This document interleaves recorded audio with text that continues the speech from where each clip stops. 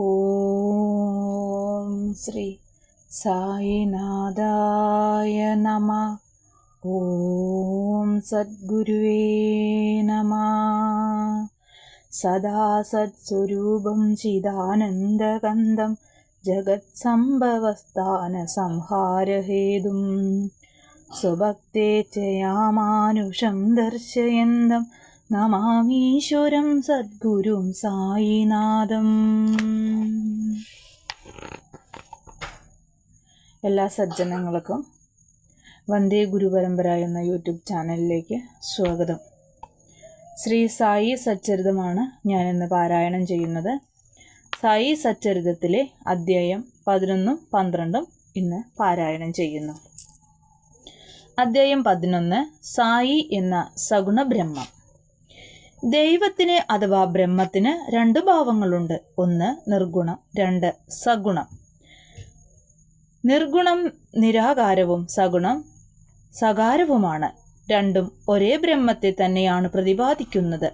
ചിലർ നിർഗുണ ബ്രഹ്മവും മറ്റു ചിലർ സഗുണ ബ്രഹ്മവും ഇഷ്ടപ്പെടുന്നു. ഗീതയിൽ പറഞ്ഞ പോലെ സഗുണോപാസന എളുപ്പമാണ്. മനുഷ്യൻ സഗുണനായിരിക്കെ സഗുണോപാസന സുഗമമാണ്. സഗുണോപാസന പിന്നീട് നിർഗുണ ബ്രഹ്മത്തിലേക്ക് നയിക്കുന്നു. അപ്പോൾ സഗുണോപാസന നടത്തുക. വിഗ്രഹം, പീഠം, അഗ്നി, വെളിച്ചം, സൂര്യൻ, ജലം, ബ്രഹ്മൻ എന്നീ 7 ഉപാധികളാണ് സഗുണോപാസനയ്ക്കുള്ളത്. അതിലുമുപരി സദ്ഗുരുവിനെ ഉപാസിക്കലാണ്. ഈ അവസരം സായി രൂപം ഓർമ്മിക്കുക. ബാബയുടെ വാക്കിൽ വിശ്വാസവും ബാബയെ ആരാധിക്കാൻ ആഗ്രഹം ജനിക്കലും മറ്റാഗ്രഹങ്ങളെ ഇല്ലാതാക്കലായി കണക്കാക്കുക. ഗംഗാജലം വഴിക്കുള്ള ജീവജാലങ്ങളെ രക്ഷിക്കും പോലെയാണ് ഋഷിമാരുടെ ജീവിതവും. അവർ മറ്റുള്ളവർക്ക് ആശ്വാസം നൽകുന്നു. ഭഗവാൻ കൃഷ്ണൻ പറഞ്ഞു, ഋഷി എൻ്റെ ആത്മാവും രൂപവുമാണ്. ആനന്ദ വിജ്ഞാന സ്ഥിതിഭാവമാണ് ഷിർദിയിൽ സായിബാബയായി അവതരിച്ചത്. തൈത്തിരീയ ഉപനിഷത്ത് ബ്രഹ്മനെ ആനന്ദമായി വിവരിക്കുന്നു. ഈ പുസ്തകത്തിൽ വായിക്കുന്ന കാര്യം ഭക്തന്മാർ സായിയിൽ കൂടി നേരിട്ടു കണ്ടു. ബാബയ്ക്ക് പ്രത്യേക ആസനമൊന്നുമില്ലായിരുന്നു. എന്നും ഉപയോഗിക്കുന്ന ചാക്കുകഷ്ണം ഭക്തന്മാർ ഒരു കിടക്കയാക്കി. ചാരിയിരിക്കാൻ ഒരു കുഷ്യനും വെച്ചുകൊടുത്തു. ബാബ ഭക്തന്മാരുടെ മനസ്ഥിതി അറിഞ്ഞു. അവരെ യഥേഷ്ടം പൂജിക്കാൻ അനുവദിച്ചു. ചിലർ ചാമരം വീശി, ചിലർ വാദ്യാഘോഷം മുഴക്കി, ചിലർ അർഘ്യം കൊണ്ട് കാൽ കഴുകിച്ചു, ചിലർ ചന്ദനവും സെന്റും പൂശിക്കൊടുത്തു, ചിലർ താമ്പൂലം നൽകി, ചിലർ നൈവേദ്യം നൽകി. ഷിർദിയിലാണെങ്കിലും ബാബ സർവവ്യാപിയായിരുന്നു. ഇത് നിത്യം ഭക്തന്മാർക്ക് അനുഭവമായിരുന്നു. നാം ആ സദ്ഗുരുവിനെ ഭക്തിയോടെ സ്മരിക്കുക. നാം ആ സദ്ഗുരുവിനെ ഭക്തിയോടെ നമസ്കരിക്കുക. ഡോക്ടർ പണ്ഡിറ്റിന്റെ ആരാധന. താത്യാ സാഹേബ് നൂൽക്കാറിന്റെ സ്നേഹിതൻ ഒരു ഡോക്ടർ പണ്ഡിറ്റ് ബാബാ ദർശനത്തിനൊരിക്കൽ ഷിർദിയിൽ വന്നു. ബാബയെ വന്ദിച്ചു മസ്ജിദിൽ കുറച്ചിരുന്നു. ബാബ അയാളോട് ദാദാ ഭട്ട് കോൽക്കാറിന്റെ അടുത്ത് പോകാൻ പറഞ്ഞു. അയാൾ ദാദാ ഭട്ട് കോൽക്കറിന്റെ അടുത്ത് ചെന്നപ്പോൾ വേണ്ട പോലെ സ്വീകരിച്ചു. പിന്നീട് ദാദാ ഭട്ട് പൂജയ്ക്ക് പോയപ്പോൾ ഡോക്ടർ പണ്ഡിറ്റ് കൂടെ പോയി. ദാദാ ബാബയെ ആരാധിച്ചു. അന്നുവരെ ഒരാളും ബാബയുടെ നെറ്റിയിൽ ചന്ദനം പൂശാൻ ധൈര്യപ്പെട്ടിട്ടില്ല. മഹൽസാപതി മാത്രം കഴുത്തിൽ ചന്ദനം പൂശുമായിരുന്നു. ഡോക്ടർ പണ്ഡിറ്റ് ദാദാ ഭട്ടിന്റെ പൂജാ സാമഗ്രികളിൽ നിന്ന് ചന്ദനം വാരിയെടുത്ത് ബാബയുടെ നെറ്റിയിൽ ത്രിപുണ്ഡ്രം വരച്ചു. അതിശയകരമാവണ്ണം ബാബ ഒന്നും പറഞ്ഞില്ല. അന്ന് വൈകുന്നേരം ദാദാ ഭട്ട് ബാബയോട് ഇപ്രകാരം ചോദിച്ചു, ചന്ദനം നെറ്റിയിൽ പൂശാൻ അനുവദിക്കാത്ത ബാബ ഡോക്ടർ പണ്ഡിറ്റിനെ എങ്ങനെ അതിനനുവദിച്ചു? ബാബ പറഞ്ഞു, എന്നെ അയാളുടെ ഗുരു ദോബേശ്വരിലെ രഘുനാഥ് മഹാരാജായിട്ടാണ് കാക്കാ പുരാണിക് കണ്ടത്. അങ്ങനെ അദ്ദേഹത്തിന്റെ നെറ്റിയിൽ പൂശും പോലെ എന്റെ നെറ്റിയിൽ ചന്ദനം പൂശിയതാണ്. അങ്ങനെ ഗുരുവിന് ചെയ്ത പോലെ എന്റെ നെറ്റിയിൽ ത്രിപുണ്ഡ്രം വരച്ചതാണ്. ബാബ ഭക്തന്മാരെ യഥേഷ്ടം ആരാധിക്കാൻ അനുവദിച്ചിരുന്നെങ്കിലും ചിലപ്പോൾ പ്രത്യേക തരത്തിൽ പെരുമാറിയിരുന്നു. ചിലപ്പോൾ കോപിഷ്ഠനായി പൂജാ സാമഗ്രികൾ വലിച്ചെറിയും. അപ്പോൾ ആർക്കും അടുക്കാൻ കഴിയില്ല. ഇടയ്ക്ക് ഭക്തന്മാരെ ചീത്ത പറയും. ഇടയ്ക്ക് വളരെ സൗമ്യമായി കാണും. കോപത്താൽ കണ്ണ് ചുവപ്പിച്ചു നിൽക്കുമെങ്കിലും ഉള്ളുകൊണ്ട് മാതൃനിർവേശമായ സ്നേഹമായിരിക്കും. ഉടനെ ഭക്തന്മാരെ വിളിച്ച് തനിക്ക് കോപം വന്നത് താൻ അറിഞ്ഞില്ലെന്ന് പറയും. അമ്മ മക്കളെ ചവിട്ടിയാലും സമുദ്രം പുഴയെ വിലക്കിയാലും താൻ ഭക്തന്മാരെ അകറ്റുകയില്ലെന്ന് പറയും. ബാബ എന്നും ഭക്തന്മാരുടെ സ്നേഹം ആർജിച്ചു. ഹാജി സിദ്ദിഖ് ഫാൽക്കെ. ബാബ എപ്പോഴാണ് ഒരു ഭക്തനെ അംഗീകരിക്കുക എന്ന് പറയാൻ കഴിയില്ല. ബാബയുടെ ഇഷ്ടമാണ്. സിദ്ദിഖിന്റെ കഥ ഉദാഹരണമാണ്. കല്യാണിൽ നിന്ന് സിദ്ദിഖ് ഫാൽക്കെ എന്നൊരാൾ ഹജ്ജു കർമ്മം കഴിഞ്ഞു വരുമ്പോൾ ഷിർദിയിൽ വന്നു. അയാൾ ഒരു ചാവടിയിൽ താമസിച്ച് മസ്ജിദിൽ വന്നു തുറന്ന മുറ്റത്തിരുന്നു. 9 മാസത്തോളം ബാബ അയാളെ അവഗണിച്ചു. മസ്ജിദിൽ കയറാൻ അനുവദിച്ചില്ല. ഫാൽക്കെ വളരെ ദുഃഖിതനായി. എന്തു ചെയ്യണമെന്നറിയാതെയായി. ആരോ അയാളോട് നിരാശനാവേണ്ടെന്നും മാധവറാവു ദേശ്പാണ്ഡെ മുഖാന്തരം ബാബയെ സമീപിക്കാമെന്നും പറഞ്ഞു. ശിവനെ നന്ദി മുഖാന്തരം സമീപിക്കാവുന്നതുപോലെ ബാബയെയും ശ്യാമ മുഖാന്തരം സമീപിക്കാമെന്നവർ പറഞ്ഞു കൊടുത്തു. ഫാൽക്കെ അതനുസരിച്ച് ശ്യാമയോട് ഇടപെടാൻ അപേക്ഷിച്ചു. ശ്യാമ സമ്മതിച്ച് സൗകര്യം കിട്ടിയപ്പോൾ ബാബയോട് ഇപ്രകാരം അയാൾ അതേപ്പറ്റി പറഞ്ഞു. ബാബ, എന്താണ് ആ വയസ്സൻ ഹാജിയെ മസ്ജിദിൽ വരാൻ സമ്മതിക്കാത്തത്? പലരും അവിടുത്തെ വന്നു കണ്ടുപോകുന്നില്ലേ? ഒന്നയാളെ അനുഗ്രഹിച്ചുകൂടെ? ബാബ പറഞ്ഞു. ശ്യാമ, നീ ഇതൊക്കെ മനസ്സിലാക്കാൻ വളരെ ചെറുപ്പമാണ്. അള്ള എന്നെ അനുവദിക്കുന്നില്ല. ഞാൻ എന്തു ചെയ്യും? അള്ളാവിൻ്റെ സമ്മതമില്ലാതെ ആർക്കാണ് ഈ മസ്ജിദിൽ കയറാനാവും? അയാളോട് ചോദിക്ക്. അയാൾ വാർവിഗണറിന്റെ അടുക്കലുള്ള ഇടുങ്ങിയ വഴിയിൽ വരാമോ എന്ന്. ശ്യാമ പോയി വരാമെന്ന മറുപടിയും കൊണ്ട് മടങ്ങിയെത്തി. വീണ്ടും ബാബ പറഞ്ഞു, അയാളോട് എനിക്ക് 4 ഗഡുക്കളായി 40,000 രൂപ തരുമോ എന്ന് ചോദിക്കൂ. ശ്യാമ പോയി മടങ്ങി വന്നു പറഞ്ഞു, 40 ലക്ഷം തരാനും തയ്യാറാണെന്ന്. ബാബ ശ്യാമയോട് വീണ്ടും പറഞ്ഞു, നാം ഒരാടിനെ മസ്ജിദിൽ വെച്ച് അറക്കാൻ പോകുന്നു. അയാളോട് ചോദിക്കൂ, അയാൾ ഇറച്ചിയോ കരളോ മണിയോ ഏതാണ് ഇഷ്ടമെന്ന്. ശ്യാമ മടങ്ങി വന്നു പറഞ്ഞു, ഹാജിക്ക് ബാബയുടെ പാത്രത്തിൽ നിന്ന് എന്തെങ്കിലും ലേശം കിട്ടിയാൽ മതിയെന്ന്. ഇത് കേൾക്കേണ്ട താമസം ബാബ ആവേശഭരിതനായി പാത്രങ്ങളെല്ലാം തട്ടി നീക്കി ഹാജിയുടെ അടുത്തു ചെന്ന് അയാളെ പിടിച്ചെഴുന്നേൽപ്പിച്ച് പറഞ്ഞു, നീ എന്തിനാണ് വലിയ ആളും വലിയ ഹാജിയും യോഗ്യനുമാണെന്ന് അഹങ്കരിച്ചത്? ഖുർആനിൽ ഇതാണോ പറഞ്ഞത്? നീ മക്കയിൽ പോയതിൽ വലിയ ആളാണെന്ന് വിചാരിക്കുകയാണല്ലേ? നീ എന്നെ അറിയില്ല എന്നിങ്ങനെ ചീത്ത പറഞ്ഞു. ഹാജി അന്തം വിട്ടുപോയി. ബാബ മസ്ജിദിൽ മടങ്ങി വന്ന് കുറച്ച് മാങ്ങ വാങ്ങി ഹാജിക്ക് അയച്ചു കൊടുത്തു. ബാബ വീണ്ടും ഹാജിയുടെ അടുക്കലേക്ക് ചെന്ന് സ്വന്തം പോക്കറ്റിൽ നിന്ന് 55 ഉറുപ്പിക എടുത്ത് ഹാജിയുടെ കയ്യിൽ കൊടുത്തു. അതിൽ പിന്നെ ബാബയ്ക്ക് ഹാജിയെ ഇഷ്ടമായി. ബാബ ഭക്ഷണത്തിന് വിളിച്ചു. പിന്നെ ഹാജി ഇഷ്ടപ്രകാരം മസ്ജിദിൽ വരാൻ തുടങ്ങി. ഇടയ്ക്ക് അയാൾക്ക് ബാബ പണം കൊടുക്കും. അങ്ങനെ ഹാജി ബാബയുടെ ദർബാറിലെ ഒരംഗമായി തീർന്നു. ബാബയ്ക്ക് പഞ്ചഭൂതങ്ങളിലുള്ള നിയന്ത്രണം. ബാബയ്ക്ക് പഞ്ചഭൂതങ്ങളിലുള്ള നിയന്ത്രണത്തിന് 2 ഉദാഹരണങ്ങൾ പറഞ്ഞ് ഈ അധ്യായം അവസാനിപ്പിക്കാം. 1. ഒരു വൈകുന്നേരം ഷിർദിയിൽ വമ്പിച്ച കൊടുങ്കാറ്റുണ്ടായി. ആകാശം കാർമേഘം കൊണ്ട് ഇരുളടഞ്ഞു. ഭയങ്കരമായ കാറ്റും ഇടിയും മിന്നലും ഘോരമഴയും ഉണ്ടായി.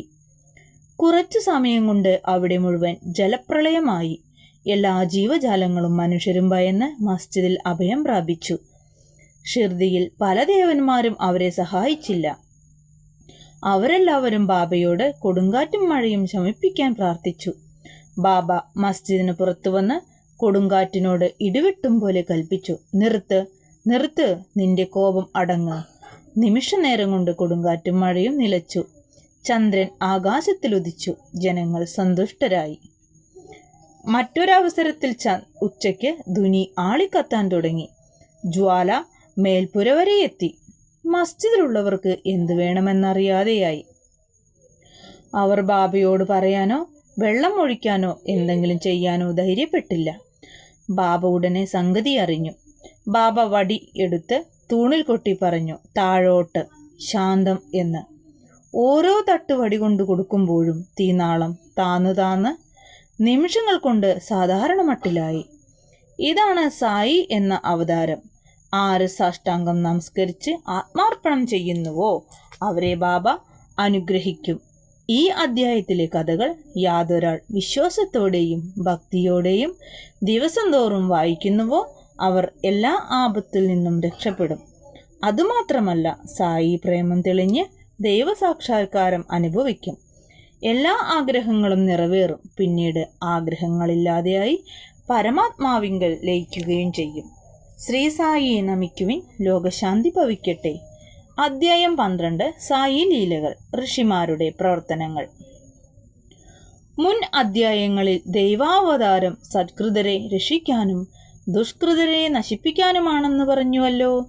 ഋഷിമാരുടെ അവതാരോദ്ദേശം മറ്റൊന്നാണ്. അവർക്ക് നല്ലതും ചീത്തയും ഒരുപോലെയാണ്. ആദ്യം ദുഷ്കൃതരെ പറ്റി ചിന്തിച്ച് അവർ നേർവഴിക്ക് കൊണ്ടുവരുന്നു. ഭവസാഗരം കുടിച്ചു വറ്റിക്കുന്ന അഗസ്ത്യരും അജ്ഞാനാന്ധകാരം നീക്കുന്ന സൂര്യനും എല്ലാം അവരാണ്. ഭഗവാൻ ഋഷിമാരിൽ കുടികൊള്ളുന്നു. യഥാർത്ഥത്തിൽ അവർ ഭഗവാനിൽ നിന്ന് വ്യത്യസ്തരല്ല. നമ്മുടെ സായി അത്തരത്തിലുള്ളൊരു മഹൽ ഭക്തി ഭക്തന്മാരുടെ രക്ഷയ്ക്ക് വേണ്ടി അവതരിച്ചതാണ്. അപാര ജ്ഞാനവും ദൈവീക പ്രഭാവലയമുള്ള സായി ബാബ സകല ജീവജാലങ്ങളെയും സ്നേഹിച്ചു. ബാബ നിസ്സംഗനായിരുന്നു. ശത്രുവും മിത്രവും രാജാക്കന്മാരും ഭിക്ഷക്കാരും ബാബയ്ക്ക് ഒരുപോലെയായിരുന്നു. ബാബയുടെ കഴിവുകളെ കേൾക്കുക. ഭക്തന്മാർക്കു വേണ്ടി എല്ലാ കഴിവുകളും ഉപയോഗിച്ച് ബാബ ജാഗരൂകനായി അവരെ സഹായിച്ചു. എങ്കിലും ബാബ സ്വീകരിക്കാൻ തയ്യാറായില്ലെങ്കിൽ ഒരു ഭക്തനും അങ്ങോട്ടടുക്കാൻ കഴിയുമായിരുന്നില്ല. അവരുടെ ഊഴം വരുന്നതുവരെ ബാബ അവരെ ശ്രദ്ധിക്കുകയോ ബാബയുടെ ലീലയെപ്പറ്റി അവർ കേൾക്കുകയോ ചെയ്യില്ല. പിന്നെ എങ്ങനെയാണ് അവർക്ക് ബാബയെ കാണാൻ സാധിക്കുന്നത്? ചിലർ ബാബയെ കാണാൻ ആഗ്രഹിച്ചിട്ടും മഹാസമാധി വരേക്കും അതിന് തരപ്പെട്ടില്ല. അങ്ങനെ പലർക്കും കാണാൻ സാധിക്കപ്പെടാതെ വന്നു. അവർ ഈ ലീലകളിൽ ശ്രദ്ധിച്ചാൽ ദർശനമാകുന്ന പാല് നുകരുന്നതിന് പകരം ലീലാശ്രവണമാകുന്ന തൈര് കൊണ്ടെങ്കിലും ഏറെക്കുറെ തൃപ്തരാകാം. ആരെയെങ്കിലും യാദൃശ്ചയ ഭാഗ്യവശാൽ അവിടെ ചെന്ന് ബാബയെ കണ്ടാൽ അവർക്കവിടെ കൂടാൻ കഴിഞ്ഞിരുന്നുവോ? ഒരിക്കലുമില്ല. ആർക്കും സ്വച്ഛയ അവിടെ പോവാനോ അവിടെ ദീർഘകാലം താമസിക്കാനോ കഴിഞ്ഞിരുന്നില്ല. ബാബ അനുവദിക്കുന്നതുവരെ അവിടെ നിൽക്കാം. ബാബ പോവാൻ പറഞ്ഞാൽ പൊയ്ക്കൊള്ളണം. അങ്ങനെയല്ല, ബാബയുടെ ഇച്ഛാനുസരണം മാത്രം നടക്കും. കാക്കാ മഹാജനി. ഒരിക്കൽ ബോംബെയിൽ നിന്ന് കാക്കാ മഹാജനി ഷിർദിയിൽ പോയി. അയാൾക്ക് അവിടെ ഒരാഴ്ച നിന്ന് ഗോകുലാഷ്ടമി ഉത്സവം കാണണമെന്നുണ്ടായിരുന്നു. ബാബയെ കണ്ട ഉടനെ ബാബ ചോദിച്ചു, എപ്പോഴാണ് വീട്ടിലേക്ക് മടങ്ങുന്നത്? അയാൾ അമ്പരന്നിങ്ങനെ പറഞ്ഞു. ബാബ സമ്മതം തരുമ്പോൾ ബാബ പറഞ്ഞു, നാളെ പോവാം. ബാബയുടെ വാക്ക് നിയമമാണ്, അനുസരിക്കുകയും വേണം. അയാൾ മടങ്ങി ഓഫീസിൽ പോയപ്പോൾ അയാളുടെ മുതലാളി അയാളെ കാത്തിരിക്കുന്നതായിട്ടാണ് കണ്ടത്. അയാളുടെ മാനേജർക്ക് സൂക്കേടായതിനാൽ കാക്കാ മഹാജനിക്ക് ചാർജ് എടുക്കേണ്ടതുണ്ടായിരുന്നു. മുതലാളി കാക്കയ്ക്കൊരു കത്ത് ഷിർദിയിലേക്ക് അയച്ചത് മടങ്ങി വന്നു. ബാവു സാഹേബ് ധൂമാൻ. മറ്റൊരു തരം കഥ കേൾക്കാം. ബാവു സാഹേബ് ധൂമാൻ ഒരു കേസിന് ആവശ്യമായി നിഫാഡിലേക്ക് പോവുകയായിരുന്നു.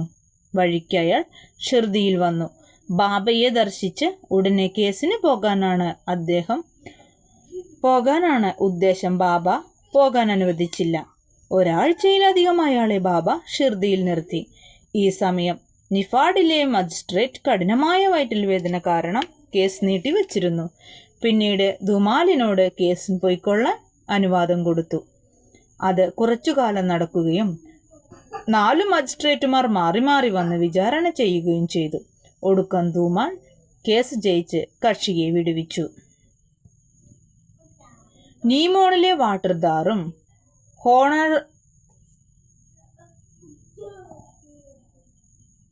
ഹോണാറ്റി മജിസ്ട്രേറ്റുമായ നിമോൺകാർ ഭാര്യയോടുകൂടി വന്ന് ഷിർദിയിൽ താമസിച്ചിരുന്നു. അവർ രണ്ടുപേരും അധിക സമയവും മസ്ജിദിൽ ബാബയെ പരിചരിച്ചിരിക്കും. അവരുടെ മകന് ബേലാപൂരിൽ വച്ച് സുഖമില്ലെന്നറിഞ്ഞ് മിസ്സിസ് നിമോൺകാർ ബാബയുടെ അനുമതിയോടുകൂടി അവിടെ പോയി കുറച്ചു ദിവസം നിൽക്കാൻ തീരുമാനിച്ചു. നാനാ സാഹേബ് അവരോട് പിറ്റേന്നു തന്നെ മടങ്ങി വരാൻ പറഞ്ഞു. അവരാകെ വിഷമിച്ചു. എന്തു വേണമെന്നറിയാതെ വന്നപ്പോൾ ബാബ അവരുടെ സഹായത്തിനെത്തി. ഷിർദിയിൽ നിന്ന് പോകാൻ പുറപ്പെട്ട് അവർ ബാബയെ കാണാൻ പോയപ്പോൾ ബാബ നിമോൺകറും മറ്റു പലരും ചേർന്ന് സദേവാടയുടെ മുന്നിൽ നിൽക്കുന്നുണ്ടായിരുന്നു.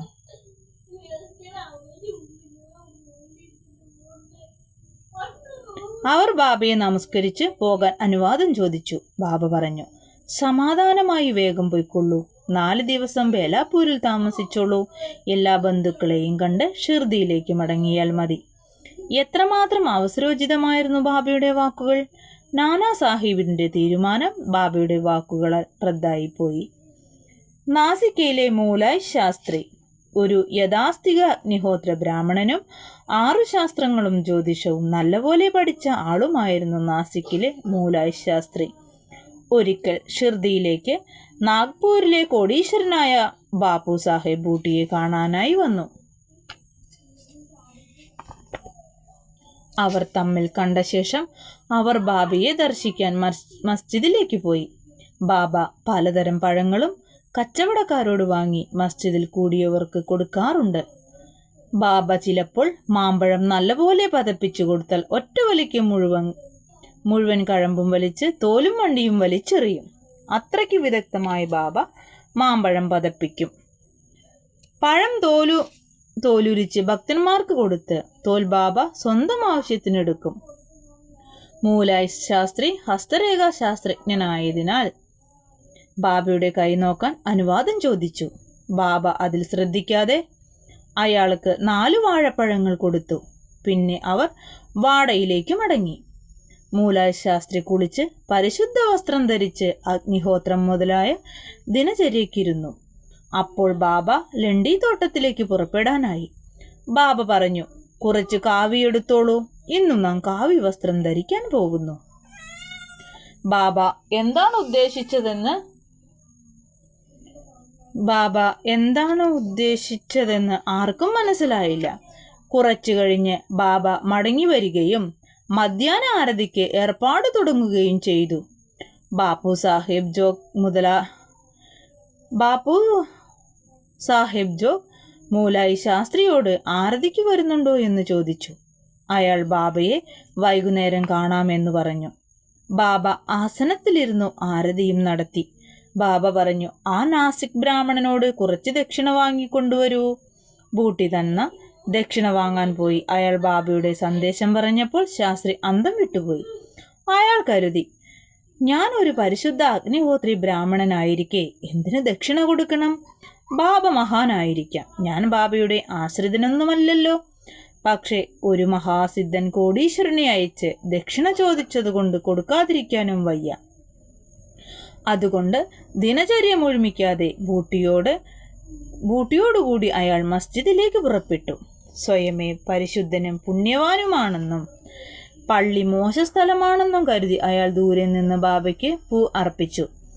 അതിശയമെന്ന് പറയട്ടെ, അയാൾ അപ്പോൾ കണ്ടത് ബാബയെ അല്ല, സ്വന്തം ഗുരു ഗോലാബ് സ്വാമിയെയാണ്. അയാൾ അതിശയിച്ചു. സ്വപ്നമായിരിക്കുമോ? അല്ല, സ്വപ്നമല്ല. പിന്നെ എങ്ങനെ സമാധിയായ ഗോലാബ് സ്വാമി ഇവിടെ? അയാൾ സ്തബ്ധനായി. അയാൾ സ്വപ്നമല്ലെന്ന് പരിശോധിക്കാൻ ദേഹത്തു നുള്ളി നോക്കി. അന്തരിച്ച ഗുരു ഇവിടെ പള്ളിയിലോ? ഒടുക്കം അയാൾ ഓടിച്ചെന്ന് നമസ്കരിച്ചു, കൈകെട്ടി നിന്നു. ബാക്കി പേർ ആരതി പാടുമ്പോൾ മൂലായ് ശാസ്ത്രി ഗുരുവിന്റെ പേർ ഉറക്കെ ഉച്ചരിച്ചു. പിന്നീട് അയാളുടെ മഹത്വവും ജാതി കുശുമ്പും എല്ലാം ഉപേക്ഷിച്ച് ഗുരുവിന്റെ പാദത്തിൽ വീണുരുണ്ട് കണ്ണുമടച്ചു കിടന്നു. പിന്നീട് എഴുന്നേറ്റ് കണ്ണു തുറന്നപ്പോൾ ബാബ ദക്ഷിണ ചോദിക്കുന്നതാണ് കണ്ടത്. ബാബയുടെ അതിമാനുഷികത്വവും ആനന്ദസ്വരൂപവും കണ്ട് അയാൾ തന്നെത്താൻ മറന്നു. അയാൾ ആനന്ദാശ്രുക്കൾ പൊഴിച്ചു. ബാബയെ വീണ്ടും വീണ്ടും വണങ്ങി ദക്ഷിണ കൊടുത്തു. അയാളുടെ സംശയം നീങ്ങിയതിനാലും സ്വന്തം ഗുരുവെ കണ്ടതായും അയാൾ പറഞ്ഞു.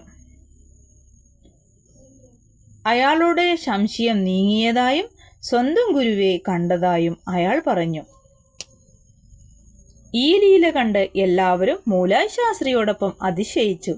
ഇതാണ് ബാബ കാവി വസ്ത്രം ധരിക്കാൻ പോവുന്നു എന്ന് പറഞ്ഞതിൻ്റെ അർത്ഥം. ഗോലാബ് സ്വാമി കാവി വസ്ത്രധാരിയായിരുന്നു. ഇത്തരമാണ് ബാബയുടെ അതിശയലീലകൾ. ഒരു ഡോക്ടർ. ഒരിക്കൽ മാംലത്ദാർ അയാളുടെ ഡോക്ടർ സ്നേഹിതനോടുകൂടി ഷിർദിയിൽ വന്നു. ഡോക്ടർ അയാളുടെ ഇഷ്ടദേവത രാമനാണെന്നും ഒരു മുഹമ്മദീയനെ കുമ്പിടില്ലെന്നും അതുകൊണ്ട് താൻ ഷിർദിക്ക് വരുന്നില്ലെന്നും പറഞ്ഞു.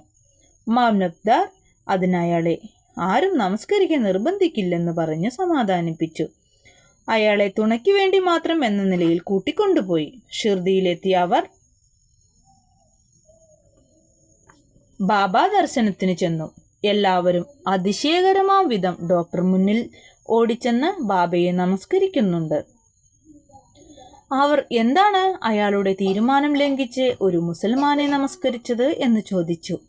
ഡോക്ടർ പറഞ്ഞു, ഞാൻ എൻ്റെ ഇഷ്ടദേവത രാമനാണ് ഇവിടെ ഇരിക്കുന്നതായി കണ്ടത്, അതുകൊണ്ട് ഞാൻ നമസ്കരിച്ചു. ഇത് പറഞ്ഞുകൊണ്ടിരിക്കെ അയാൾ ബാബയെ തന്നെ വീണ്ടും കണ്ടു. ഡോക്ടർ അന്തം വിട്ടു പറഞ്ഞു, ഇത് സ്വപ്നമാണോ? ബാബ മുഹമ്മദീയനൊന്നുമല്ല, ഒരു മഹായോഗ സമ്പന്ന അവതാരമാണ്. അടുത്ത ദിവസം അയാൾ വ്രതമെടുത്ത് നിരാഹാരം അനുഷ്ഠിച്ചു. ബാബ അനുഗ്രഹിക്കുന്നതുവരെ മസ്ജിദിൽ പോവില്ലെന്ന് തീരുമാനിച്ചു. 3-ാം ദിവസം അങ്ങനെ പോയി. 4-ാം ദിവസം അയാളുടെ അടുത്ത സുഹൃത്തായ ഗാണ്ടേഷ്കാരനൊരാളുമായി അയാൾ മസ്ജിദിൽ പോയി. നമസ്കരിച്ചു കഴിഞ്ഞപ്പോൾ ബാബ ചോദിച്ചു, എന്താ ആരും വിളിക്കാൻ വന്നില്ലല്ലോ, പിന്നെന്തിനു വന്നു?